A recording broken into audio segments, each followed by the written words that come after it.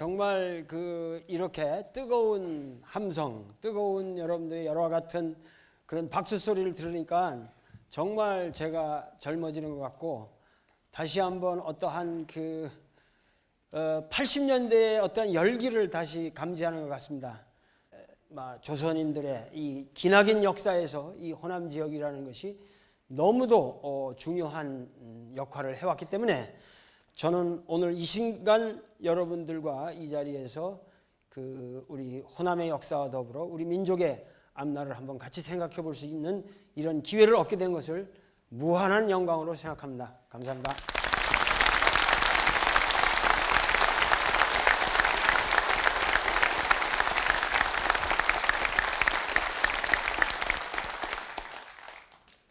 어, 1980년 5월 18일 무슨 요일이었는지 아세요? 일요일이었어요. 일요일이었는데 제가 그때 어디 있었는지 아세요? 제가 그때 미국에 있었어요. 보스턴에 하버드 대학에 그때 학생이었죠. 그래서 박사학위를 이제 끝내려고 공부를 하고 있던 학생이었는데, 사실 5월 18일, 5월 19일, 5월 20일 이때 전개된 우리 역사에 엄청난 이 광주 지역의 사람들은 도저히 차마 눈 뜨고 볼 수 없는 그런 참혹한 일들이 벌어지고 있으나 우리나라 신문들은 일체 방송을 안 했습니다. 일체 몰랐습니다. 그러나 제가 공부하고 있던 미국에서는 5월 18일부터 이미 일찍이 보도가 시작되었고, 그래서 그 상황을 알 수 있었고, 그런데 그때 제 마음에 어찌할 수가 없어요.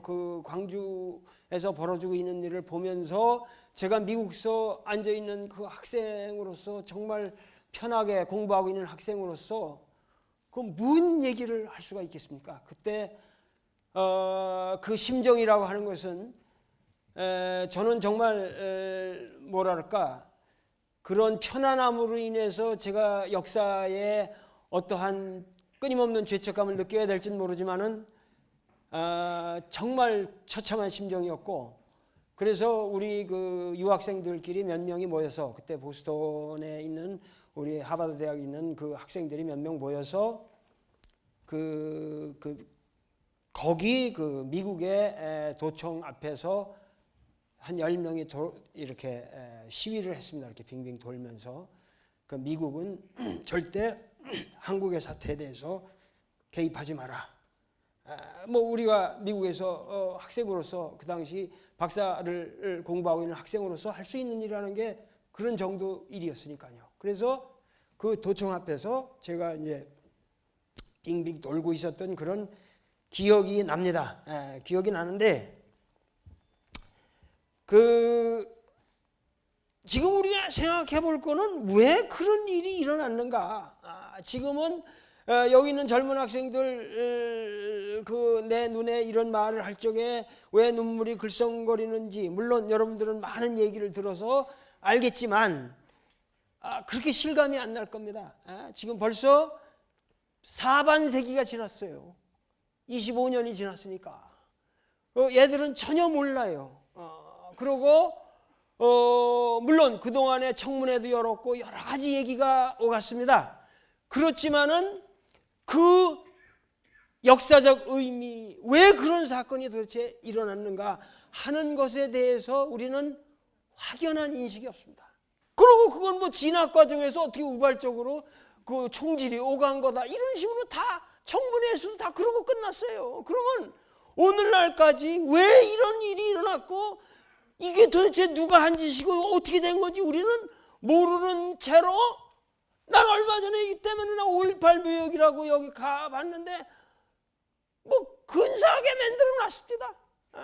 묘역이라고 해서 여러분들의 영령을 모셔는 놨으나 감동을 안 줘요.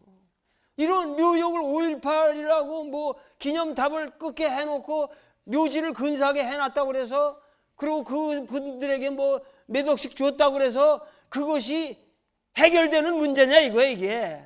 그렇지 않습니까? 그 이제 와서 왜 도리야 다 옛날 지나간 거 가지고 또 광주 와서 뭐 희망찬 얘기나 하면 됐지 왜 또 옛날 얘기 들먹이느냐. 난 좀 얘기를 해야겠어요 이거를. 그렇잖아요.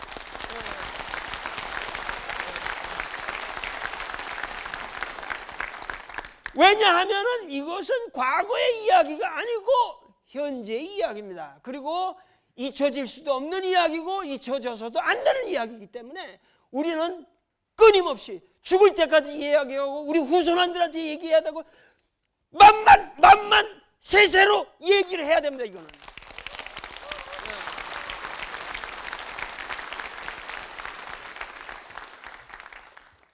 우리 이 호남의 역사적 특성이라든가 이런 거를 좀 짚어볼 필요가 있어요. 하여튼 지금 내 강의 제목이 역사를 말한다는데 역사라는 게 뭔지 아십니까? 네? 역사라는 게 뭐예요?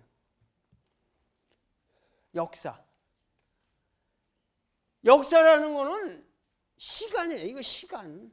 우리가 시간이 갔다 그러잖아요. 시간이 흐른다 그러잖아요. 뭐든지 시간이 흘러가면 역사가 돼요. 이것도 지금 실러가면 이 지금 병의 역사가 있잖아요. 이 물병의 역사가 있잖아요. 지금 그렇잖아요. 이 사람의 역사만 있는 게 아니에요. 역사가 있어요. 다 시간만 가면 역사가 돼. 그렇죠? 뭐든지 시간만 가면 그 역사라는 게 뭐 대단한 게 아니에요. 그러니까 뭐 자연사 박물관도 있잖아요. 자연도 역사가 있잖아요. 나무의 역사가 있잖아요. 시간만 흘러가면 다 역사가 돼요. 시간만 흘러가면. 그렇죠? 네. 모든 게 다 시간만 흘러가면 역사가 되니까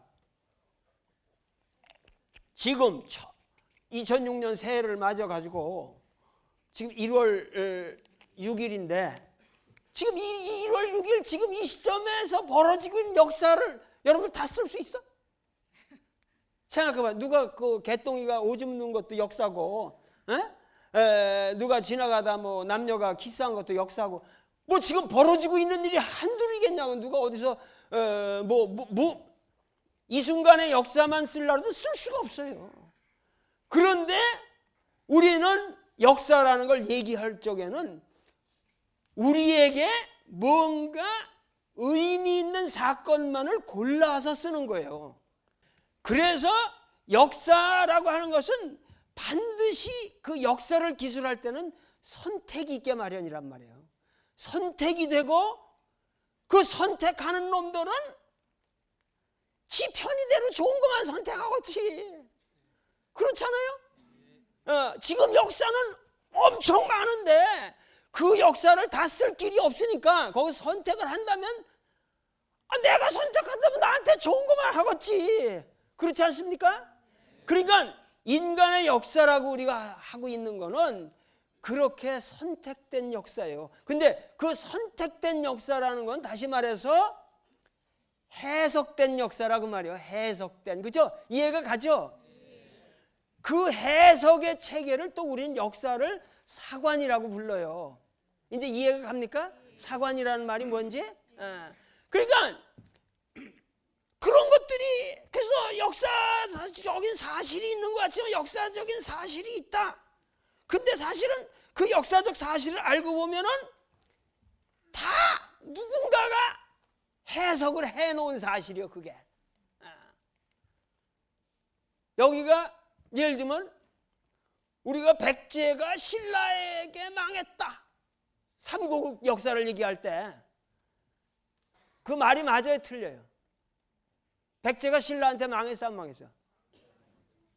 백제가 신라한테 망했다고 여러분들 그 사실로 알고 있죠? 여러분들은 역사를 그렇게 알고 있잖아요. 백제 사람들이 신라한테 졌다. 웃기는 얘기란 말이야. 그게 백제는 신라한테 망할 수가 없는 나라였어요. 근데 어떻게 망했어? 당나라한테 망한 거예요. 지금 미국하고 이라크하고 싸우는 걸 생각해 보란 말이에요. 예? 이락이 미국하고 싸운 거란 말이에요. 지금. 예? 그러니까 백제는 당시에 미국하고 싸운 거지 신라하고 싸운 게 아니란 말이야. 이해가 되십니까? 예?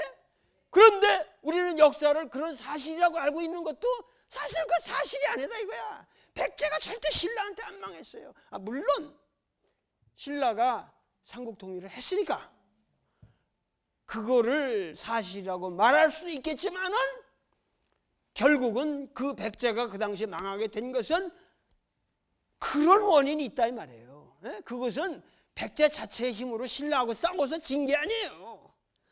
그러니까는 백제 사람들이 왜 그 당시 당했냐? 결국은 신라인들의 외교 전술과 그 당시 국제적 감각, 백제인들은 워낙 신라를 깔볼 수가 있어. 그러니까 자만했던 거예요. 그리고 그런 국제 감각을 잃어버렸고 신라는 신라로서 이긴 게 아니라 가야를 병합하면서 가야. 지금 부산 지역이 가야요, 가야. 그게 저쪽 대구, 경북하고 경남하고 또 달라요. 신라하고 가야하고 아주 달라요. 문화가 아주 다른 거라고. 그런데 가야를 먹으면서 김유신이 이런 사람들이 가야 사람들 아니요, 김해 사람들이란 말이에요. 그래가지고 그런 사람들이 당시 굉장히 국제적 감각이 있던 사람들이기 때문에 그런 사람들이 통일에 신라 삼국 통일의 기초를 쌓았고 그래가지고 당나라 가서 뭐 이렇게 하고 사방에서 이렇게 외교 전술을 해가지고 한 거란 말이야. 그러니까 우리 지금 백제 사람, 그러니까 전라도 사람들도 지금도 뭐냐면 국제 감각을 상실하면 또 망해요, 또 망해. 뭔가 세계를 널리 봐야 되고 인간의 역사를 폭넓게 봐야 되고 광주항쟁, 민주항쟁이다 그러면 민주항쟁만 쳐다보는 것이 아니라 그 전체를 봐야 한단 말이에요. 그런데 또 이 지역이 백제입니까? 그것도 문제라니까. 또 마한인지도 또 모르겠어 나는. 원래 역사적으로 가면 이 호남 지역이라는 데는 사실은 백제 문화권이 아니죠. 여기는 백제는 저쪽 오히려 충청도, 경기도 저쪽 서울에서 저 공주 저쪽에 지금 충청도요. 전라도 그러면 뭐 백제 무조건 등식화하는데 이 전라도는 사실 백제가 아니요. 왜냐하면은 여기 보면은 옛날부터 뭐냐면 여기는 구석기 시대의 유물은 10만 년 전까지 올라가요. 그런데 재미난 거는 이쪽 지역이 아니 저 영국에 가면 왜 소울스베리 가면은 그 왜 스톤헨지라고 있지 않습니까?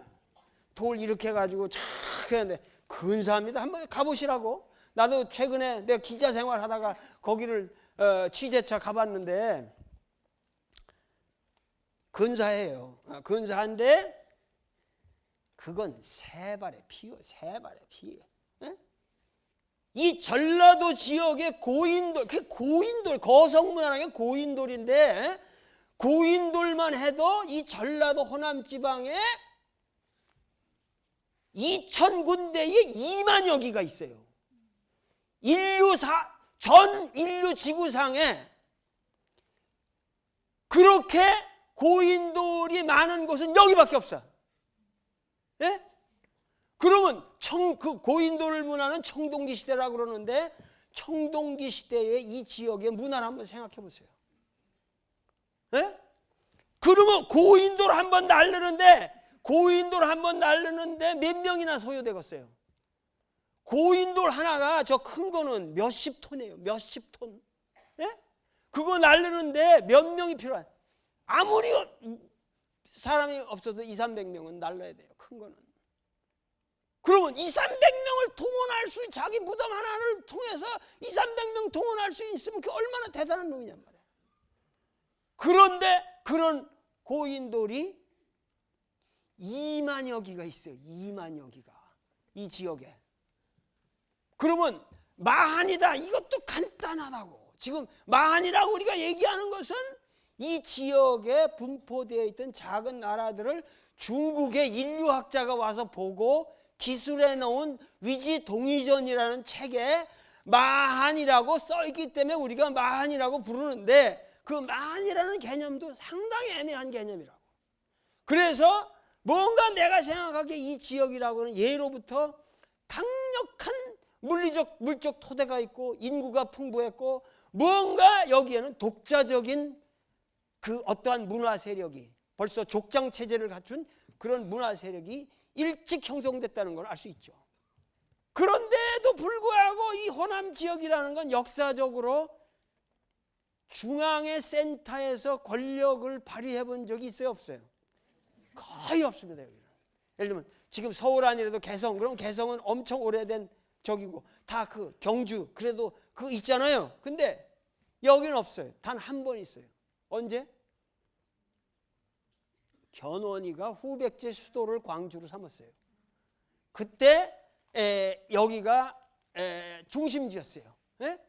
견훤이 후백제를 여기다 건설했다가 결국은 완산, 지금 전주로 옮기죠. 예? 전주로 옮기는데 원래 이쪽은 말이죠. 이 뭐냐면은 옛날에는 수로가 고속도로요. 그러니까 서해안변도 그게 고속도로라고. 그러니까 우리가 이렇게 했지만은 지금 여러분들 이 영산강, 이 섬진강은 이렇게 내려오고 있는데 이렇게 돼서 목포 쪽으로 빠지는 거 아니에요? 영산강이라는 게 광주가 있고 여기 나주가 있잖아요. 근데 그래서 여러분들 그 영산포가 그게 대단한데요, 거기가. 예? 지금 나주를 가도 여러분들이 나주를 아주 우습게 알죠. 근데 실제 전라도의 중심이 어디예요? 전주하고 나주였어요. 나주는 천년 목사골이라고 그랬어. 거기는 계속 목사가 거기 있단 말이에요. 목사가 여기보다 급이 높았어, 광주보다. 그런데 그 왜 그러냐면은 거기는 뭐냐면 이 포구가 이 여기로 모든 물자니까 이 중국과의 무역이고 일본 무역이 다 여기서 이루어지는 거예요. 이 영산포가 이게 대단한 데라고, 영산포라는 데가. 예? 영산포 지금 그 앞에 다리 있고 그 영산포 그 앞에 시장 있고 옛날에 거기는 아주 빠글빠글했어. 옛날에 새우젓도 거기서 사고 그랬던 기억이 나는데 영산포 여기가 대단한 데인데 그러니까 뭐냐면은 이쪽에 뭐 한강 유역이라든가 여기 예성강, 개경의 예성강의 이 세력들이 이게 다 연합 세력, 강화도 이쪽들이 이게 다 연합 세력들이라고. 그러니까 이 바다로 통하니까. 그래서 이쪽 나주 지역 사람들은 예를 들면 아까 고인돌부터 내려왔지만은 삼한시대도 지금 보면 나주 지역에 가면 말이에요. 거기 보감리 고분 같은 거 뭐 저쪽 반남박씨 그 반남면 있잖아요. 반남면에 거기 신천리 이런데 가서 이렇게 저 고분들 보면 신라 그 금관 같은 게 막 나오잖아요. 그러니까 그게 해석이 잘 안 되는 거예요. 이게 지방에 무슨 조그만 뭐 그 토호라 그러면 그렇게 금관이 나올 수가 없어요. 그러니까 이 나주 지역으로 해서 이 광사 하여튼 이 지역이 뭐냐면 독립된 거대한 정치 체제가 있었어요. 그걸 난 왕국이라고 충분히 부를 수 있다고 생각하는데 그게 지금 만인지도 뭔지도 몰라요. 그렇기 때문에 내가 말하는 거는 이 지역은 아주 독자적인 그런 어떠한 자기 정체성, 아이덴티티가 강한 지역이었단 말이에요. 그러니까는 이 견훤이가 여기서 후백제를 세우는데 이상하게 뭐냐면 이쪽 나주 사람들이 이 견훤이하고 협력을 안 한단 말이에요. 왜냐하면 그 전부터 이미 여기 개경에 있는 이 왕건, 예성강 지역의 이 해상권 세력인 이쪽 사람들과 계속 무역이 있고 그렇기 때문에 왕건이랑 이게 친하다고. 그래가지고 견훤이랑 협력을 하지 않고 그래서 견훤은 여기 광주에다가 진을 치고 있었지만 나주는 거기다가 승복을 안 해요. 그래가지고 그 나주 사람들이 결국은 고려 왕건이를 만드는 거예요. 그렇게 해가지고 뭐냐면 고려 왕건이는 여기를 어향으로 생각하고 그래서 고려조부터 여기를 굉장히 평가를 했다 이거예요. 여기가. 그러니까 이것도 이상한 얘기지. 뭐냐면은 고려 예를 들면 왕건이가 후조 10조에서 뭐 전라도 사람들은 뭐 뽑지 마라, 등용치 말라 이런 걸 남겼다 이러는데 그 웃기는 얘기요 그게. 왜냐면 그 후조 10조라는 것도 현종 때나 최양이라는 사람 집에서 어떻게 없어진 게 나왔다는 문헌으로 나중에 해가지고 고려 왕조실록에 실렸어요. 그래서 그게 훈요시조가 진짜인지 가짜인지도 몰라요. 그게. 그런데다가 뭐냐면은 역사적으로 보면은 절대 이 호남 지역 사람들이 그 등용문에서 차별받은 적은 없습니다. 예? 그건 역사가들이 그런 말 하나 뭐 훈요십조에 들었다 그래서 전라도 사람들은 차별 대우했다, 이게 말이 안 되는 거예요. 역사는 그렇지 않습니다. 현실적으로 다 통계를 내보면 절대 그렇지 않아요. 그러니까 고려사를 보면은 정확하게 차현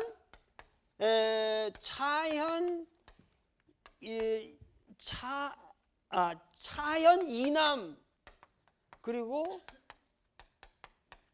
공주 강회라고 그랬어요. 그러니까 정확하게 표현을 말한다면은 호남이라는 말을 쓴 적이 없고 차현 이남 공주 강회라고 그랬는데 이것이 정확하게 어느 지역인지도 우리가 몰라요. 이게 여기에 대한 논의도 상당히 복잡한데, 단지 뭐냐면 견훤이가 나중에 자기 아들하고 저쪽 지금 개태사 있는데 저쪽 그 논산 쪽에 거기서 그 자기 아들 누구죠? 신검이하고 자기 아들이 왕위를 뺏어 가지고 이제 해가지고 이 아버지하고 아들이 그 견훤은 나중에 왕건한테 가가지고 왕건이하고 같이 자기 아들을 치잖아요. 그래서 그 부자지간에 그러한 것이 일어난 지역이기 때문에 아마 이 좁은 지역에 한정해서 아마 그런 그 부자지간에 그런 비극이 있었던 그 지역에서 나는 사람을 쓰고 싶지가 않다라는 정도의 얘기였을 거라고 생각이 돼요.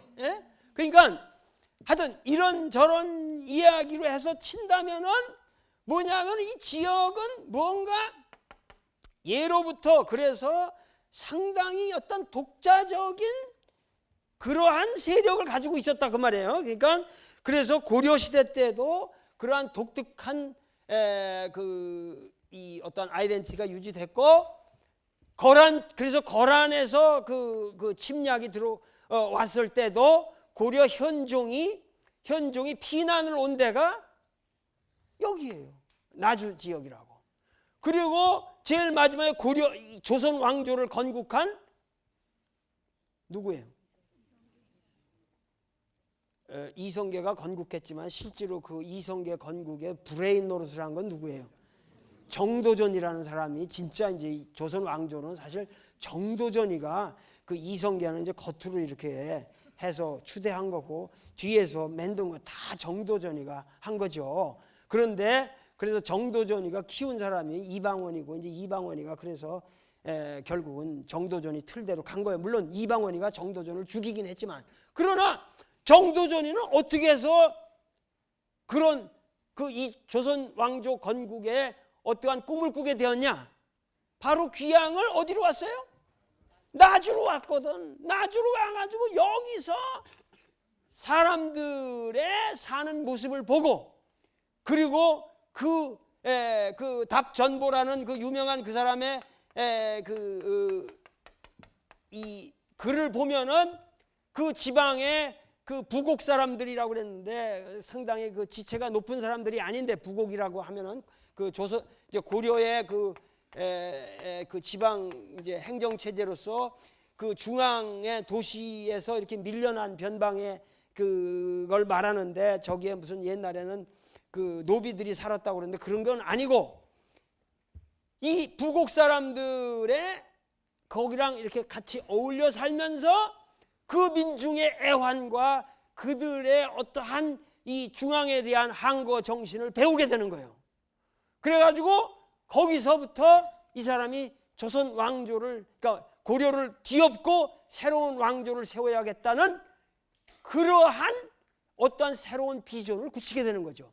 그것도 사실은 정도전이는 저쪽 봉화 사람이지만은 그 바닥이 된 정신은 바로 호남의 민중들이 제공한 것이다 그 말이에요. 뿐만 아니라 뭐예요? 임진왜란.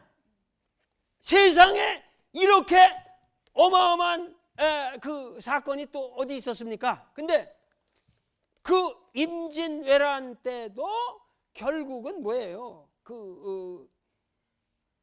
충무공이 뭐라고 그랬어요?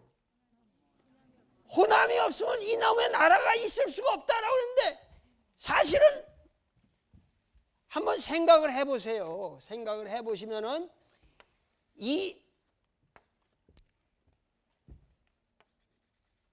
이순신 장군이 나가서 싸운 데는 뭐 이쪽 전라도 경상도 앞바다에서 많이 싸웠지만 그 배를 다 어디서 만들었어요?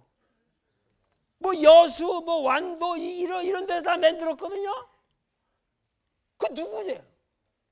다 전라도 사람들이라고. 전라도 사람들이 원래 이 배 기술이 탁월한 사람들이에요.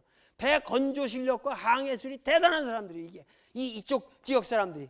그러기 때문에 그 바다에 아주 빠삭한 사람들이 많았고, 그리고 여기에 그 배 건조에 필요한 그 소나 그 목재가 이쪽 지역에 다 있었고, 그래가지고 전부 뭐냐면은 이 임진왜란을 그 이순신을 도와서 이 나라를 지킨 거는, 그러니까 이 전체 나라의 형국에 있을 적에 이쪽 호남 지역에 얼씬도 못하게 하는 이 호남 지역에 이것이 지키지 않았더라면은 우리나라가 어떻게 됐겠어요?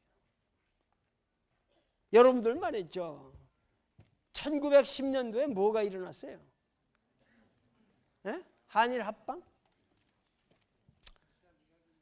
한일 합방이라는 말은 하면 안 돼요. 네? 왜냐하면은 합방이라는 거는 남자 여자가 같이 방을 썼다는 얘기가 아니고, 합방이라는 건 나라를 합했다 그런 얘기요. 근데 우리나라하고 일본이 언제 나라를 합했어요? 우리가 언제 나라를 합했냐고. 단지 강도 새끼가 든 거요. 우리 집이 있고 우리 나라가 있는데 경술련에 강도가 들어온 거라고. 우리는 절대 일본과 나라를 합친 적이 없습니다. 언제 우리가 나라를 합쳤어요? 지금 우리가 임진왜란이라고 그러지 않습니까? 임진왜란만 해도 자그마치 7년을 간 거예요. 7년. 쉽게 생각하면 36년 일제 통치라고 하는 것을 우리는 경술왜란이라고 그래야 돼요. 똑같게 생각하면 된다고. 아시겠습니까? 단지 임진왜란 때는 이순신이 호남을 지켰기 때문에 우리나라가 안 없어진 것처럼 역사가 기술되는 거고, 경술왜란 때는 이순신이 없었기 때문에.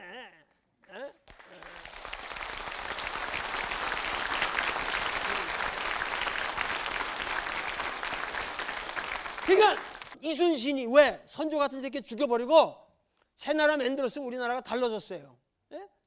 그런데 이순신은 그렇게 할 수 있는 실력이 안 됐던 겁니다.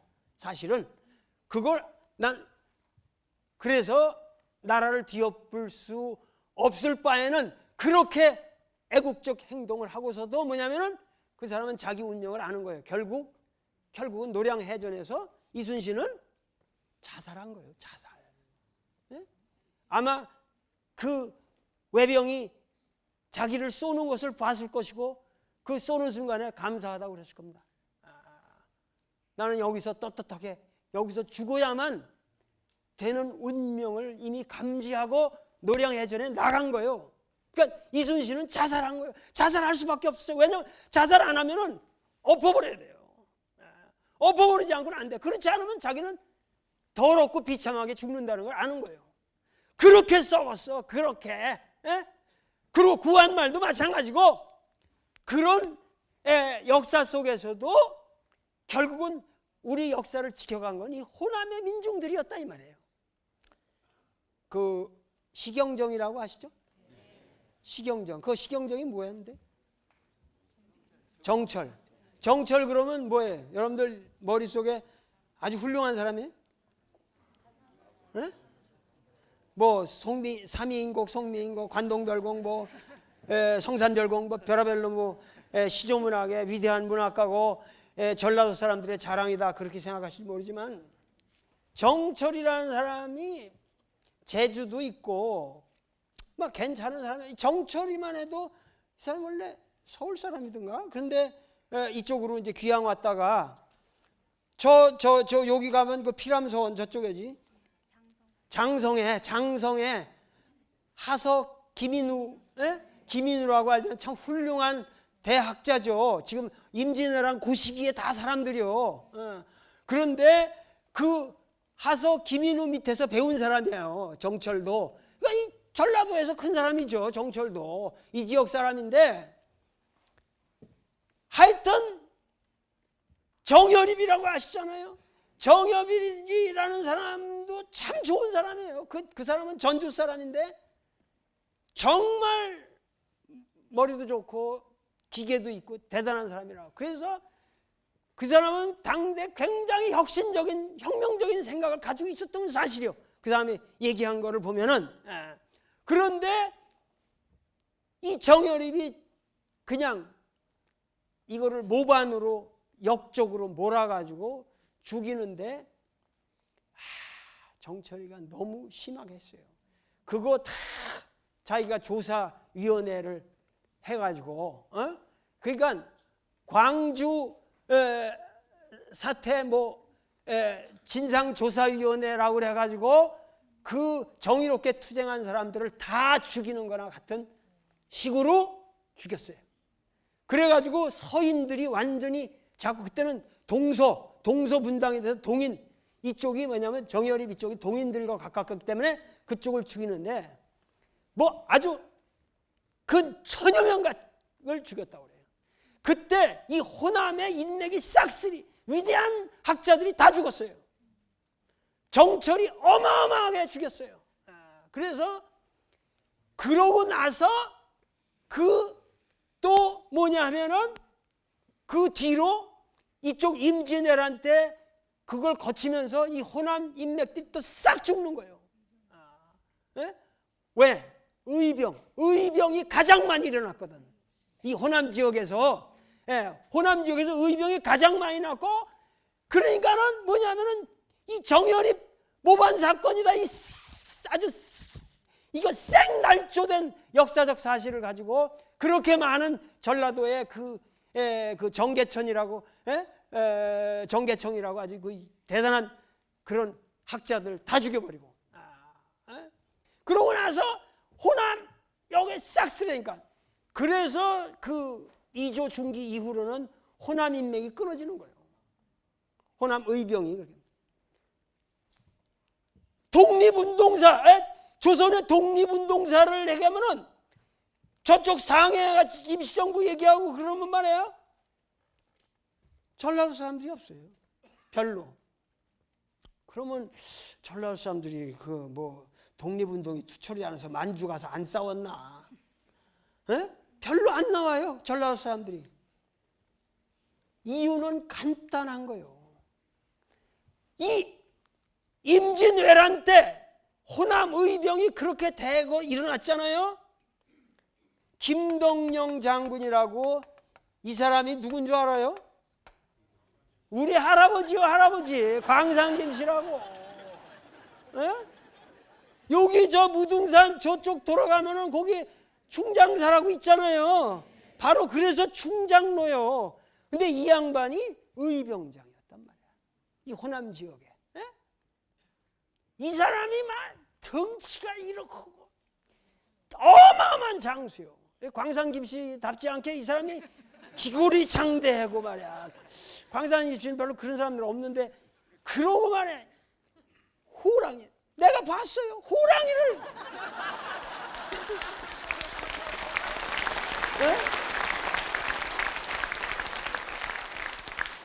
호랑이를 맨주먹으로 때려잡아요.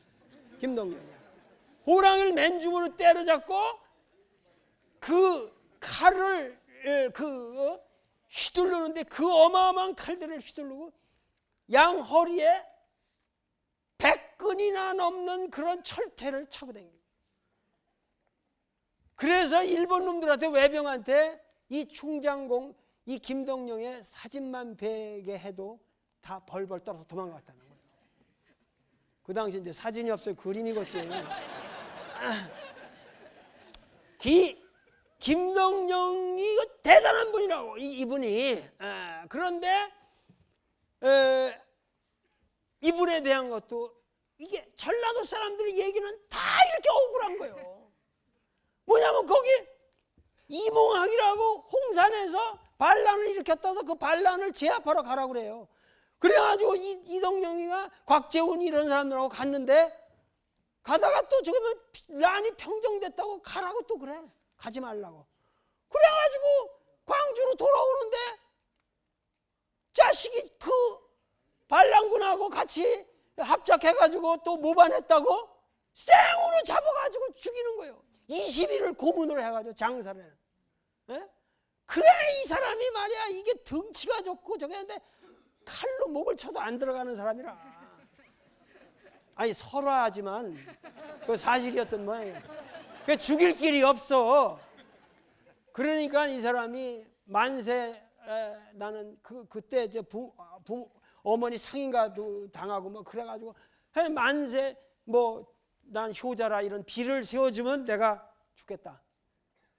비를 세워라. 그러니까 비를 깎아서 만들어 놓으니까는 내 다리 밑에 비늘이 있는데 그거를 떼고 거기를 3번 치면 내가 죽는다. 그래가지고 죽었어요.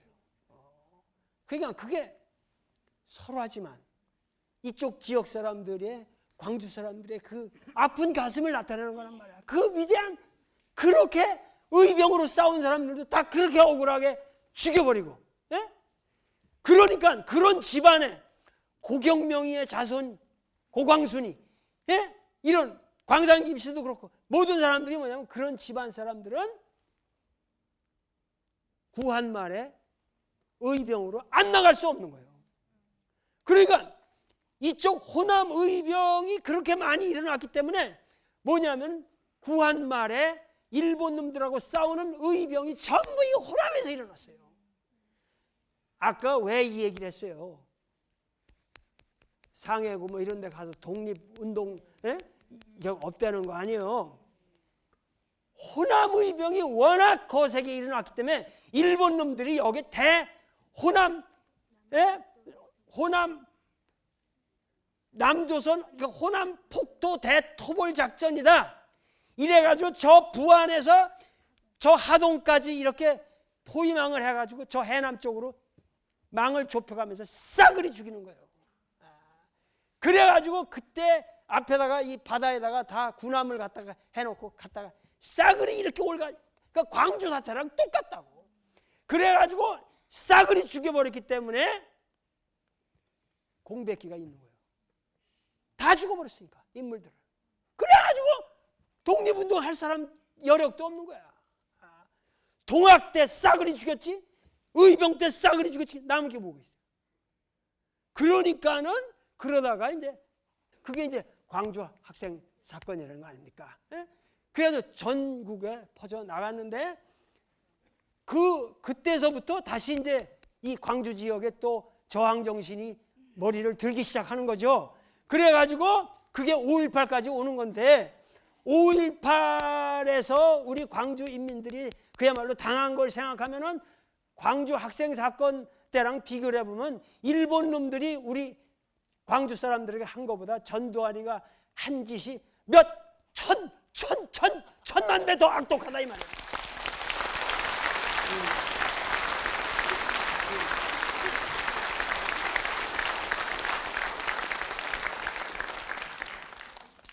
그러니까는 지금 우리가 왜 이러한 그 불행한 사건들이 계속 이렇게 호남 사람들은 맨날 그냥 짓밟는 게 이 새끼야 전부 그냥 죽는 거야 그냥. 역사를 통해서 저 고인돌 시대부터 끊임없이 이쪽 사람들은 항거했고 이쪽 사람들은 탄압을 받았고 아주 싹쓸이를 당한 거야. 싹쓸이. 계속 그렇게 당하면서 왜 오늘까지 우리는 이러한 역사를 살아왔는가 하는 건데 거기에 대한 건 다음 주에 내가 다시 한번 더 강력하게 여러분들에게 말씀을 드리겠지만은 정의라는 게 뭔지 아십니까? 정의, justice. 영어로 justice. What is justice? 정의가 뭐냐? 정의가 뭐야? 이렇게 물으면은 제가 대답을 못해요. 누구한테 정의는 뭡니까? 말할 수 있을 것 같아요? 정의는 말하기가 어렵습니다. 그렇게 물으면. 근데 우리가 알아요. 정의가 뭔지. 정의의 역사는 불의와의 투쟁의 역사입니다. 정의와 선을 한번 비교해보세요. 정의와 선은 어떻게 비교되나요? 선, 좋다는 거 말이에요. 선, 알잖아요? 정의와 선 비슷할 것 같잖아요? 어때요? 같은 개념일 수도 있죠? 근데 하나 다른 게 있다고. 선은 말이에요.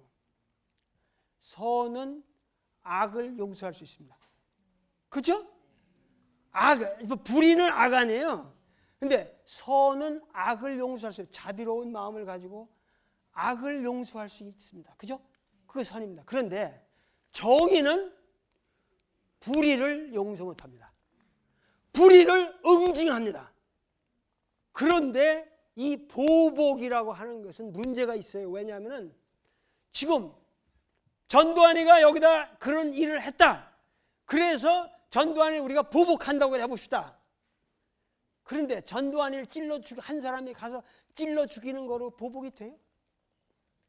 택도 없죠. 그렇다고 1000만 명이 가서 1000만 명을 찌른다고 되나? 예? 지금 광주에서 희생된 사람이 200명입니까? 예? 200 몇십 명? 웃기는 얘기네. 웃기는 얘기예요. 그때 죽어도 못 죽어도 2000명 이상은 죽었어요. 예? 그런데 그 죽은 사람만 문제인가? 살아남은 사람은 얼마나 많아요. 예? 광주 사람들의 가슴이 그날 밤 피멍이 들었습니다. 그러면서도 나갈 수가 없었죠. 한발중간 나가면 죽음을 의미하는 거니까.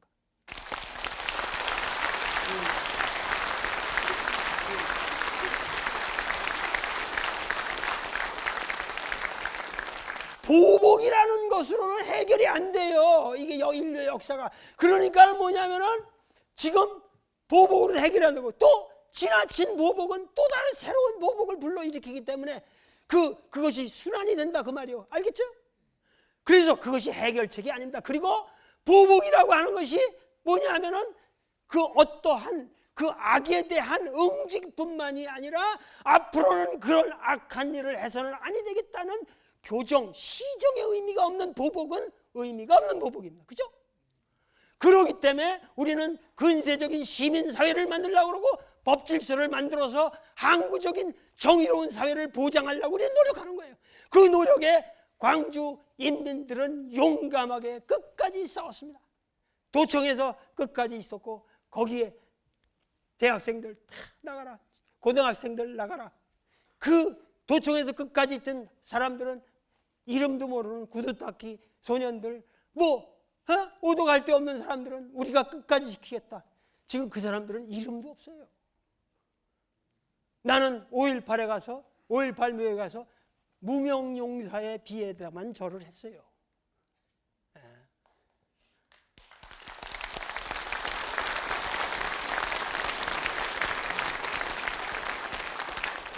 그러니까 문제는 지금 어떻게든지 지금 보복을 하자는 게 아니라 광주 인민들이 원하는 것은 정확한 정의의 논리를 이 사회에 밝히자는 것이고 분명히 잘못된 새끼들이 나쁜 새끼라는 것을 역사에 확실하게 우리가 도덕적으로 응징을 해야 된다. 내가 말이죠. 노태우 들어서고 이거 저기 할 적에 내가 신동아에 쓴 유명한 글이 있어요. 이렇게 장문에 신동아에 쓴 글. 그때 내가 뭐라고 그랬는지 아십니까? 그때 내가 이런 말 한다고 나보고 미친놈이라고 그랬어. 좋은 방법이 하나 있다. 뭐냐면은 전두환이를 도청 앞 금남도에다가 대를 세워놓고 모든 사람이 운집한 데다 거기다 세워놓고 그때 쓰러져간 손자 할머니 그 손자 자식들을 잃은 할머니가 하나 나타나서 전두환이 다리에다가 회초리를 치게 하라. 회초리를 치게 하라.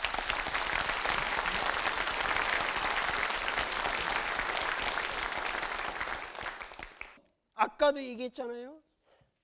임진왜란 전후에, 그리고 소위 말해서 이 일제 전, 그리고 후 해방, 우리 민족이 해방이 됐다고 하지만 과연 우리는 해방이 됐는가? 자, 보세요.